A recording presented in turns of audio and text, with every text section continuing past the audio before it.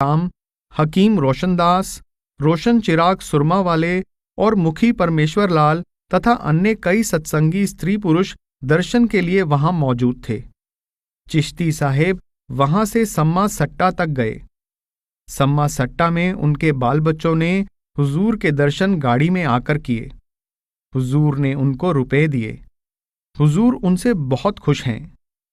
उनको उनकी बिरादरी के रिश्तेदार मुसलमानों ने बहुत ही तकलीफ दी, यहां तक कि बीवी बच्चों को भी अलग कर दिया, यह कहकर कि उनका ईमान खतरे में है, मगर यह अपने उसूल से ना हिले।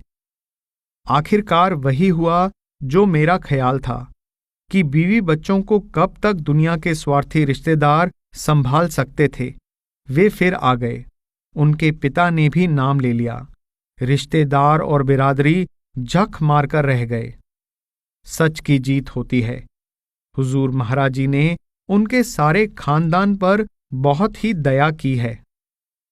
जब हम खाना खाकर लेट गए और गाड़ी रहीम यार खां रेलवे स्टेशन पर पहुंची तो हमारे नौकरों ने हमें जगाकर सूचना दी कि यहां से 2 मील परे मालगाड़ी की दुर्घटना हो गई है, लाइन रुक गई है। अब हमको करीब सारी रात यहीं रहना पड़ेगा।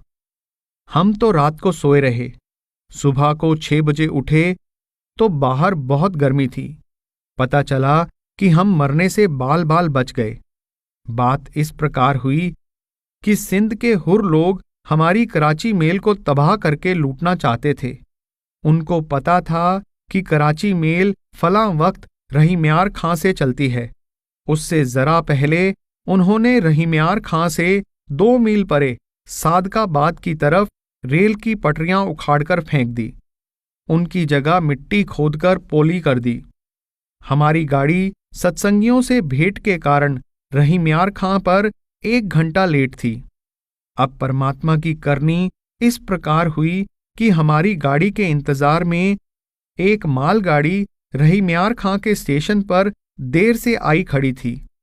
उसका ड्राइवर स्टेशन मास्टर से कहने लगा कि सुना है पंजाब से कोई संत महात्मा कराची मेल में आ रहे हैं और उनके दर्शन के लिए हर एक स्टेशन पर लोग इकट्ठे हो जाते हैं और गाड़ी को लेट कर देते हैं। तुम मुझे जाने दो, मैं जल्दी ही गाड़ी अगले स्टेशन पर ले जाऊंगा। अगर मेल आ गई तो अगले स्टेशन पर उसको पास कर दूंगा। स्टेशन मास्टर ने यह बात मान ली। जब ड्राइवर गाड़ी को लेकर दुर्घटना स्थल पर पहुंचा तो अंधेरी रात थी और 12 बजे के करीब का वक्त था। उसने गड्ढा नहीं देखा। उसके इंजन के पहिए उस खोखली मिट्टी में धंस गए और इंजन एकाएक रुक गया। जो मालगाड़ियां कोयले से लदी हुई इंजन के पीछे आ रही थी वे बड़े जोर से एक दूसरे पर आ गिरी और इंजन के टेंडर से टकराई। टेंडर तो टूटकर लाइन से बाहर जा पड़ा। गाड़ियां टूटकर ऊपर को उठ गई और उनकी दीवारें टुकड़े टुकड़े हो गई। शुक्र है कि ड्राइवर, फायरमैन और गार्ड सब के सब बच गए। अगर मालगाड़ी के बजाय कराची मेल आती तो बेशुमार मुसाफिर कुचले जाते। उनका माल लूटकर हुर लोग ले जाते। सुना है कि हुर लोग सड़क पर काम करने वाले बेलदार आदि को पकड़कर ले गए, जिनको उन्होंने बाद में छोड़ दिया। कराची मेल के मुसाफिरों ने हुजूर का धन्यवाद किया कि हुजूर की कृपा से परमात्मा ने उनकी जान बचाई है। रहीमयार खां की सेवा समिति ने मुसाफिरों की बड़ी सहायता की। उनको सोने के लिए चारपाइयां दी, क्योंकि खड़ी गाड़ी में सख्त गर्मी के कारण सो नहीं सकते थे। सब मुसाफिर बाहर प्लेटफॉर्म पर चारपाइयों पर सोए और उनके लिए दूध, लस्सी, शरबत, बर्फ का प्रबंध किया गया और उनके लिए रोटी बनवाई गई। रहीमयार खां के बहुत से लोग हिंदू मुसलमान सुबह को 7 बजे हुजूर के दर्शन के लिए आए और बहुत से लोगों ने अनुरोध किया कि हुजूर गुरुद्वारे में चलकर आराम करें और सत्संग करें। चूंकि कराची मेल के रवाना होने का ठीक समय मालूम ना था, इसलिए हुजूर ने केवल प्लेटफॉर्म पर ही कुर्सी पर बैठकर इन सब लोगों से बातचीत की और आप जब अपनी गाड़ी में आए तो शहर के बहुत से बड़े बड़े लोग आपके दर्शन को आते रहे। हुजूर दरवाज़ा खोलकर उनसे बातचीत करते रहे और फरमाया कि मैं तो सारी उम्र सरकारी नौकरी करता रहा। मैं कोई फकीर नहीं, न साधु हूं न संत, बल्कि जैसे तुम हो वैसे ही मैं हूं। परमात्मा का गुनाहगार पापी बंदा हूं। वह परमात्मा जैसे मुझ में है वैसे ही तुम में है। मुझ में और तुम में कोई अंतर नहीं। पर इस पर एक प्रेमी सत्संगी ने एकांत में विरोध किया कि हुजूर, लोगों को भूल में ना डालें, पर्दा ना रखें, अपनी हकीकत खोलकर कहें। मगर हुजूर ने ना माना, क्योंकि महात्मा कभी भी अपने आप को महात्मा, गुरु या रिद्धि सिद्धि वाला नहीं कहते। वे तो अपने आप को परमात्मा का गुनाहगार बंदा कहते हैं। संत तो परमात्मा की मौज और इच्छा पर रहते हैं। हाँ, उनका मालिक उनकी रक्षा करता है। हुजूर ने फरमाया कि लोग इस घटना को मेरी करामात समझ रहे हैं। यह ऐसे ही है जैसे एक बार कबीर साहिब के साथ हुआ। काशी के विद्वान, पंडित और भेशी लोग कबीर साहिब के शत्रु थे। वे बेचारे गरीब थे और ताना बुनकर गुजारा करते थे। पंडितों ने लोगों को स्थान स्थान पर कहलवा भेजा कि कबीर साहिब के यहाँ फलां तारीख को भंडारा है। सब साधु लोग उपस्थित होकर खाना खाएं। कबीर साहिब को एक दिन पहले शाम को इस चालाकी का पता चला। वह कहाँ से इतने लोगों को स्वादिष्ट खाना खिलाते। शाम होते ही घर छोड़कर जंगल में झाड़ियों में जा छिपे और दूसरे दिन शाम तक वहीं पड़े रहे। शाम को लोगों को जाते देखा। सब यह कहते थे, धन्य कबीर, साधुओं को बड़ा उत्तम भोजन खिलाया। कबीर साहिब हैरान थे कि यह क्या मामला है। डरते डरते घर पहुंचे तो घरवालों ने कहा कि तुम खुद यहां थे और सबको तुमने खुद ही खाना खिलाया। वे मालिक की दया समझ गए और यही हाल अब है। संत मालिक की मौज में रहते हैं। वे करामातें नहीं करते। हाँ, उनका मालिक उनको बचाने के लिए और उनकी इज्जत बढ़ाने के लिए सब कुछ करता है।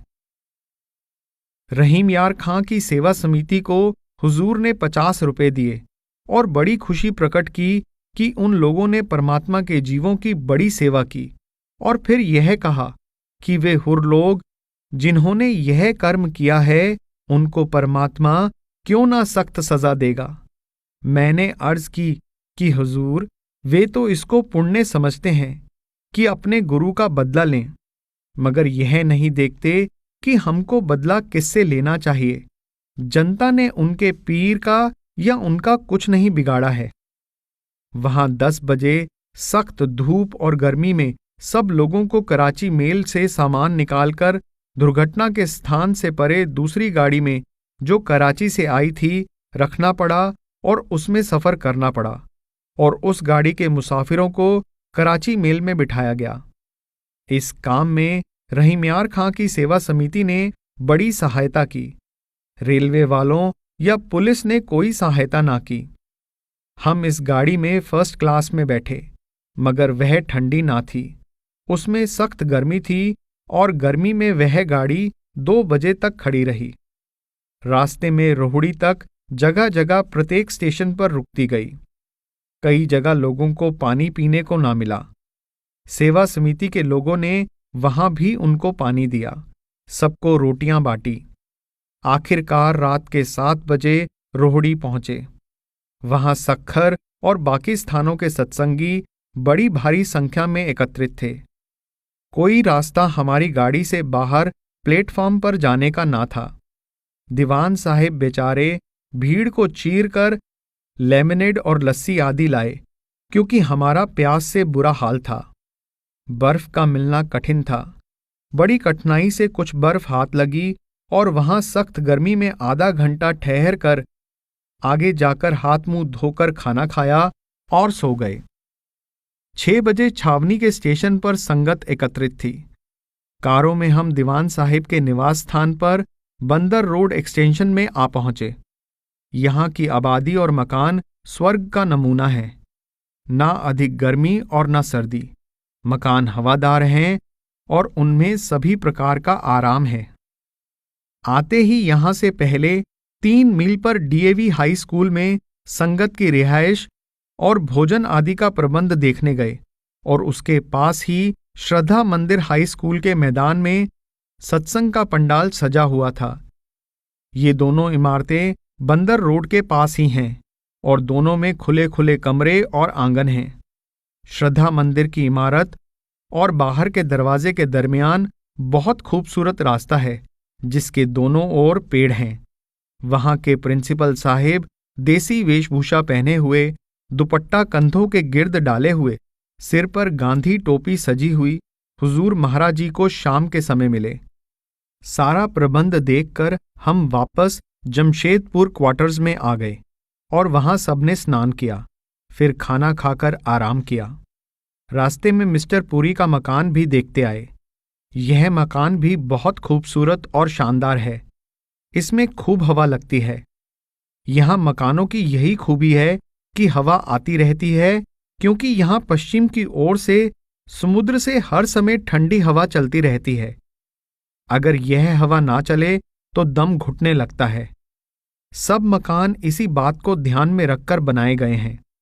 कमेटी का हुक्म यह है कि तीसरे भाग से अधिक पर इमारत ना बनाई जाए और 2/3 भाग खुला रखा जाए और 2 मंजिल से अधिक ऊंचाई का मकान ना बनाया जाए। रात को जब सत्संग से वापस आकर हुजूर ऊपर की मंजिल में शामियाने के नीचे बैठे तो बीबियों ने सिंधी भाषा में यह शब्द पढ़ा। शब्द तो लंबा है, किंतु मुझे केवल इतना ही याद रहा। पिता भी तू, माता भी तू, पूरन गुरु महिंजो तू ही तू, मेहर करी मुँह मिस्कीन ते, मोहिंजो सब तू ही तू, मेहर वरसा चरण वसा, मुँह निमाणी जो तू ही तू। और भी शब्द पढ़े। यहाँ का प्रोग्राम यह है कि सुबह को 8 बजे सत्संग दीवान साहिब के मकान के नज़दीक एक प्राइवेट मैदान में शामियानों के नीचे होता है और शाम को सत्संग 7 बजे श्रद्धा मंदिर के प्लॉट में होता है, जो डीएवी हाई स्कूल के सामने बंदर रोड के नज़दीक है। वहाँ उपस्थिति अधिक होती है क्योंकि शहर नज़दीक होने के कारण लोग वहाँ आ जाते हैं। दीवान साहिब का मकान वहाँ से 3-4 मील पर है। वहाँ सुबह के 8 बजे शहर के लोगों और सत्संगियों को भी आना मुश्किल हो जाता है। यद्यपि शहर से वहाँ तक बस आती है और केवल 6 पैसे लगते हैं, मगर बस 7:30 बजे से पहले नहीं चलती है। सुबह का सत्संग करके हुजूर यहाँ की इमारतों की तामीर देखने तशरीफ ले गए। यहाँ ईंटों की दीवारें कम बनाते हैं। मकान की दीवारें 8 फुट बजरी, 4 फुट रेत और 1 फुट सीमेंट मिलाकर बनाते हैं। दरमियान में लोहे की सलाखें रख देते हैं। बाहर की दीवारों की मोटाई 1.25 या 1.5 फुट होती है और ज्यों-ज्यों ऊपर की मंजिलें बनती हैं, यह मोटाई कम होती चली जाती है। आंतरिक दीवारें 7-7 इंच और 8-8 इंच की मोटाई की रखते हैं या खंबे सीमेंट के बनाकर 2 मंजिल तक खंबे ले जाते हैं और ऊपर लेंटर की छत डालते हैं। लागत कम आती है, मगर मजबूती में कोई अंतर नहीं आता। हुजूर का इरादा कालूदी बड़ में इसी तरह के मकान बनाने का है। वहां बजरी आम मिल जाती है। केवल कराची जैसी समुद्री रेत जो शुद्ध होती है कहीं नहीं मिल सकती। इसकी बजाय बजरी को छानकर उसकी बारीक रेत करके डालने का विचार है। कई बार 1, 2, 4 की अनुपात से भी सीमेंट मिलाकर प्रयोग करते हैं। कराची में साल भर में केवल 5 इंच बारिश होती है, जिसमें से 2 इंच गर्मी में होती है और 3 इंच सर्दी में। 6 जुलाई 1946 शाम के सत्संग में काफी संगत थी। हुजूर ने फरमाया कि संत इस दुनिया और इसके लोगों की बाबत अपने विचार प्रकट करते हैं, इसलिए जग में घोर अंधेरा भारी और बिख बोएथा लादिया लिए गए। व्याख्या में काफी समय लगा और लोगों ने बड़ी खामोशी से सुना। जबकि सिंध में यह बात प्रसिद्ध है कि ये लोग 20-40 मिनट से अधिक लेक्चर आदि नहीं सुन सकते। सत्संग के बाद हुजूर जेल की ओर एकांत में पैदल सैर के लिए मोटर कार में तशरीफ ले गए। वहां कार से उतरकर पैदल चले। हवा खूब चलती रही और ठंडी थी। 7 जुलाई 1946। आज शाम को दीवान साहिब की सुपुत्री के विवाह की रस्म होनी तय हुई थी, मगर दूल्हा साहिब अभी तक कराची नहीं पहुंचे थे। सुना है कि वे अपनी IAF की पायलट की परीक्षा लाहौर में दे रहे थे। सबको चिंता थी कि वक्त पर पहुंच जाएं।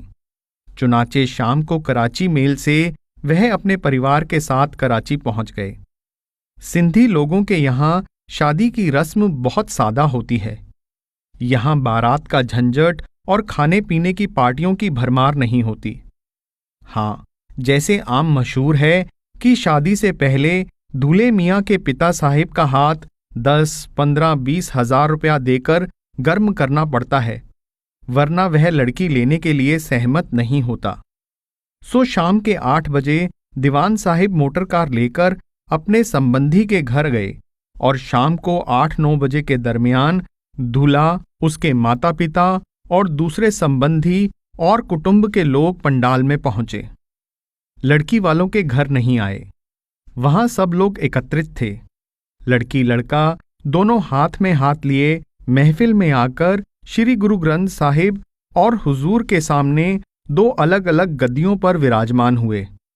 चूंकि दूल्हा समुद्री बेड़े में अफसर है, इसलिए उसने फौज की नीली वर्दी पहन रखी थी। दुल्हन भी अच्छे कपड़ों में सजी थी।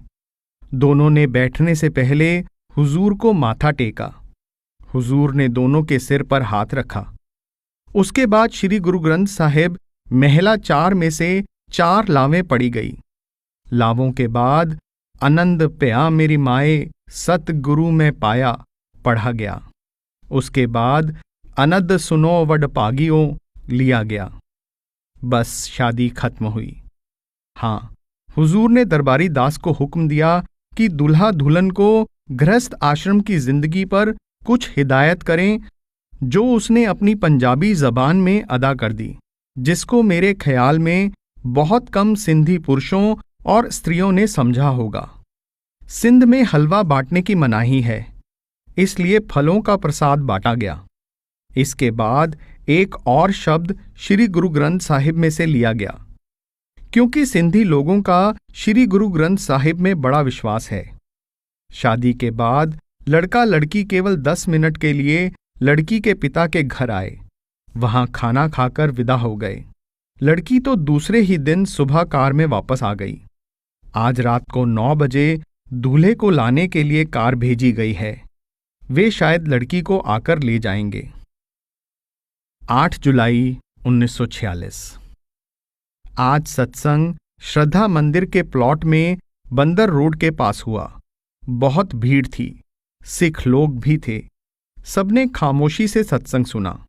नाम निर्णय और श्री गुरु ग्रंथ साहिब में से नामे हीते सब कुछ हुआ, बिन सदगुरु नाम न जापे लिए गए। हुजूर ने फरमाया कि मैं किसी का मजहब नहीं तोड़ता, ना ही कोई नया मजहब बनाता हूं। आप अपने अपने मजहबों में रहकर नाम की कमाई करें, यही मेरी तालीम है।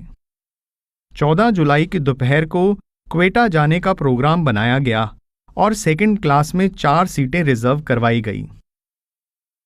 9 जुलाई 1946। आज सुबह सत्संग करने के बाद हुजूर मिस्टर पुरी की कोठी पर तशरीफ ले गए, जो हमारे रास्ते में आती है। पुरी साहिब और उनकी धर्मपत्नी ने हम सबकी मिठाई आदि से आवभगत की। उनका एक बच्चा मिडिल में पढ़ता है। हुजूर से नाम मांगने लगा। हुजूर ने फरमाया 10 जमातें पढ़ लो तो देंगे। इस पर वह रोने लग गया तो हुजूर ने कहा कि अच्छा